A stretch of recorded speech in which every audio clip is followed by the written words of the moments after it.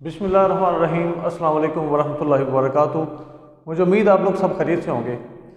आज हम अपना नया टॉपिक शुरू करेंगे। नया टॉपिक हमारा डाटा प्रोसेसिंग क्या होता है, डाटा प्रोसेसिंग के लेवल्स कौन कौन से होते हैं और डाटा प्रोसेसिंग का लाइफ साइकिल क्या होता है। इसको बारी बारी स्टडी करेंगे। मुझे उम्मीद है आप लोग इसको अच्छी तरह समझेंगे और कोई क्यूरी वगैरह नहीं होगी।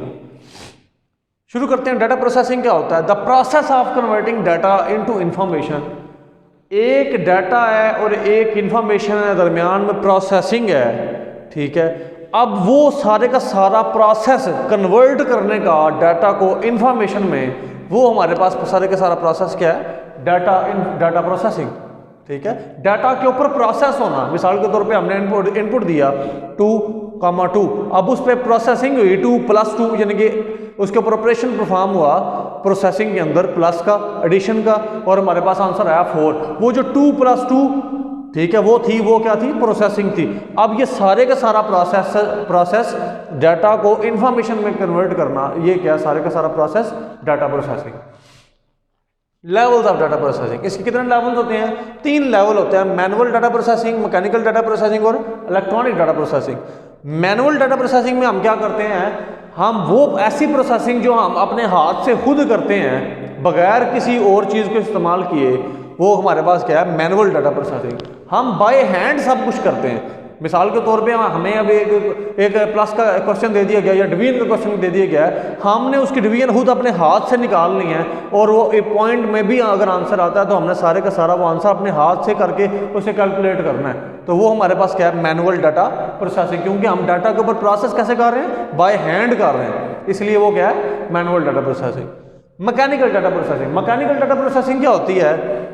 यूजिंग कैलकुलेटर्स, हम ऐसी प्रोसेसिंग जो हम किसी कैलकुलेटर को इस्तेमाल करते हुए हम अपनी प्रोसेसिंग करते हैं, वो क्या है? Data processing. अब जाहिर है हमें ये मोर एफिशिएंट वे है किससे? मैनुअल से। अब जाहिर बात है मैनुअल से अगर हम रिवीजन करने बैठते हैं तो हमें वो काफ़ी ज़्यादा टाइम रिक्वायर है, लेकिन हम क्या करते हैं? कैलकुलेटर पर हम सिर्फ डिवीजन उसका ऑपरेशन लगाते हैं और साथ हम इक्वल टू प्रेस करते हैं, हमें साथ ही वो आंसर दे देता है।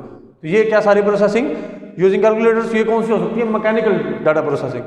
इलेक्ट्रॉनिक डाटा प्रोसेसिंग होती है आपके कंप्यूटर्स को इस्तेमाल करते हुए, आपके बड़ी बड़ी ऑर्गेनाइजेशन में, जैसे आपके बैंक्स हैं, आपकी वो बड़ी बड़ी कोई फैक्ट्रीज, इंडस्ट्रीज वगैरह हैं, उसमें जो प्रोसेसिंग की इस्तेमाल की जाती है, वो क्या है आपके पास है?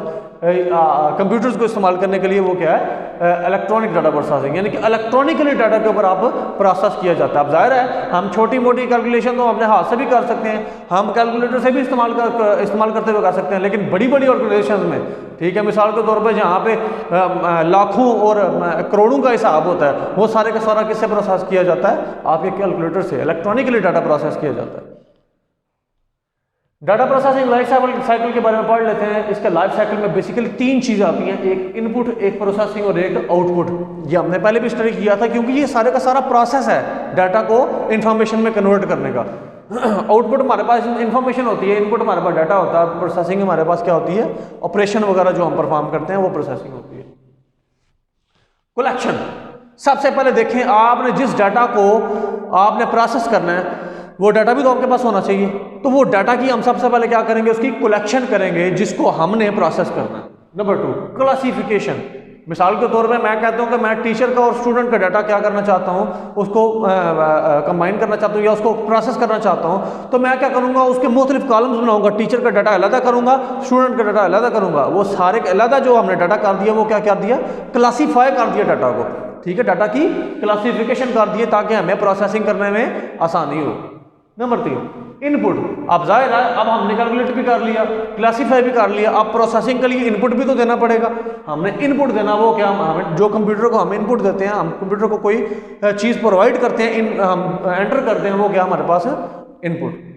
वेरिफिकेशन, अब हम वेरिफिकेशन कर लेंगे उसकी जो इनपुट किया डाटा को, क्या ये प्रोसेसिंग करने के काबिल है, या यानी कि आप ये कह सकते हैं इसमें कोई मसला तो नहीं, एरर तो नहीं आ रहा, ठीक है, जो हमने डाटा एंटर किया क्या वो हमने ठीक एंटर किया? वेरीफाई करना उसको, वेरिफिकेशन करना उसकी। कोडिंग, अब जाहिर है प्रोसेसिंग के लिए कंप्यूटर में जितनी वो जब डाटा जाएगा तो वो किस फॉर्म में होगा? वो डिजिटल फॉर्म में होगा, यानी कि 0-1 की फॉर्म में होगा, यानी कि कोडिंग में होगा उसकी कोडिंग मान जाएगी। स्टोरिंग, जाहिर है अब डाटा ने जब कन्वर्ट कर लिया खुद को डिजिटल फॉर्म में कंप्यूटर के अंदर, ठीक है, सेंट्रल प्रोसेसिंग यूनिट प्रोसेस करता है ना उसके ऊपर, प्रोसेसर जिसे बोलते हैं आप, तो वो कोडिंग जब हुई तो उस ज़ाहिर डाटा ने स्टोर भी होना है कुछ देर के लिए, वो रैंडम एक्सेस मेमोरी में यानी कि रैम में स्टोर होगा या मेन मेमोरी में स्टोर होगा, आप ये कह सकते हैं, ठीक है। कुछ देर के लिए टेम्परेरी तौर पे बिफोर प्रोसेसिंग और आफ्टर प्रोसेसिंग डाटा किस में स्टोर होता है, रैम में यानी कि मेन मेमोरी में स्टोर होता है, ठीक है। तो उसको डाटा क्या होगा आपका, स्टोर होगा। स्टोर होने के बाद सॉर्टिंग से मुराद ये है डाटा को आपने क्या कर दिया, एक उसका कम्बिनेशन बना दिया कि सबसे पहले यानी कि कैपिटल लेटर्स पहले आएंगे, यानी कि आप ये कह सकते हैं सॉर्ट कर देना। मैं मिसाल के तौर पे मैं एक स्टूडेंट का, अपनी क्लास के स्टूडेंट्स का नाम ऐसे सॉर्ट करता हूँ कि जो ए वाले हैं वो सबसे पहले आए, बी वाले उसके बाद, सी वाले उसके बाद, डी वाले उसके बाद। मैंने क्या कर दिया, मैंने सॉर्ट कर दिया, ठीक है। मैंने नामों को, मैंने अपने स्टूडेंट्स के नाम को क्या कर दिया, सॉर्ट कर दिया, ताकि मुझे उसके ऊपर प्रोसेस करने में क्या हो, आसानी हो। नंबर आगे प्रोसेसिंग। जाहिर है जब सॉर्ट होगा डाटा ने क्या होना, उसके बाद प्रोसेस होना है। प्रोसेसिंग के बारे में मैंने आपको बता दिया, 2+2 कोई ऑपरेशन परफॉर्म हुआ तो ये क्या आपके पास है, प्रोसेसिंग। ये प्रोसेसिंग किससे डन होनी है, ये सीपीयू ने डन करनी है, यानी कि सेंट्रल प्रोसेसिंग यूनिट ने प्रोसेसिंग करनी है। इसे आप प्रोसेसर भी बोलते हैं, ठीक है। Summarise, only summary instead of whole data. अब वो हमें जो इन्फॉर्मेशन आगे प्रोवाइड करने आ रहा है, ठीक है, इन्फॉर्मेशन प्रोवाइड करने से पहले वो क्या करेगा, बजाय इसके कि वो होल डाटा आपको दे, तो वो क्या करेगा, आपको सिर्फ उसकी समरी निकाल के देगा कि तुमने ये मुझे दिया था और मैंने आपको ये आंसर उसका दे दिया, ठीक है। आउटपुट इंफॉर्मेशन डायरेक्टली 2+2 हमने इनपुट दिया, 2 और 2 हमने इनपुट दिया, 2+2 ऑपरेशन परफॉर्म हुआ और हमें आंसर क्या मिला, 4 क्या हमारे पास आउटपुट उसकी। रिट्रीवल, जो डाटा आपको आउटपुट मिला है उसको आप बाद में भी रिट्रीव कर सकते हैं। मिसाल के तौर पे आपके पास वो स्टोर होगा, देखिए हमने यहाँ पे स्टोर भी किया था डाटा को, ठीक है। तो वो क्या होगा, आपके पास स्टोर हो गया, लेटर यूज के लिए आप रोम पे स्टोर कर सकते हैं, ठीक है। आपको दोबारा उसकी जरूरत पड़ गई है तो आप जाएंगे उधर और देखेंगे आपके पास ये वैल्यू स्टोर हुई है, आप उसको उठा लाएंगे और वो उसका मतलब क्या, एक्सेस करने या फेच करना, रिट्रीव करना डाटा को, ठीक है। कन्वर्जन, आपके पास जो डाटा बना है आप उसके चार्ट बना लेते हैं या उसको ग्राफ्स में कन्वर्ट कर लेते हैं, तो ये क्या आपके पास है, कन्वर्जन।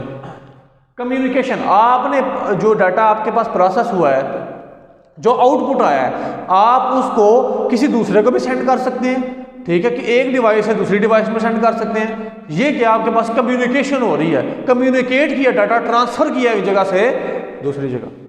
फीडबैक, आपके यूजर्स जो आपने आउटपुट रिजल्ट निकाला है उस पर आप कमेंट्स वगैरह देंगे, ठीक है, क्या आपने डाटा ये प्रोसेस कैसे किया है, किस तरह का किया है, अच्छा किया बुरा किया है, तो ये आपके पास क्या है बेटे, फीडबैक है, ठीक है, कमेंट्स हैं, ठीक है। मुझे उम्मीद है आपने इसको अच्छी तरह अंडरस्टैंड किया होगा, डाटा प्रोसेसिंग को, उसके लेवल्स को, लेवल कौन कौन से होते हैं, मैनुअल, मैकेनिकल और इलेक्ट्रिकल, और उसके साथ हमने एक अपना क्वेश्चन पढ़ा है life cycle of data processing. मुझे उम्मीद है आपने इसको अच्छी तरह अंडरस्टैंड किया होगा। अगर कोई भी क्यूरी, कोई भी मसला बनता है मुझे बताएं, इंशाल्लाह आपके तमाम मसले हल करने के लिए अवेलेबल हूँ। अपनी दुआ में याद रखें। जज़ाकल्लाह खैरा। अस्सलाम वालेकुम व रहमतुल्लाह।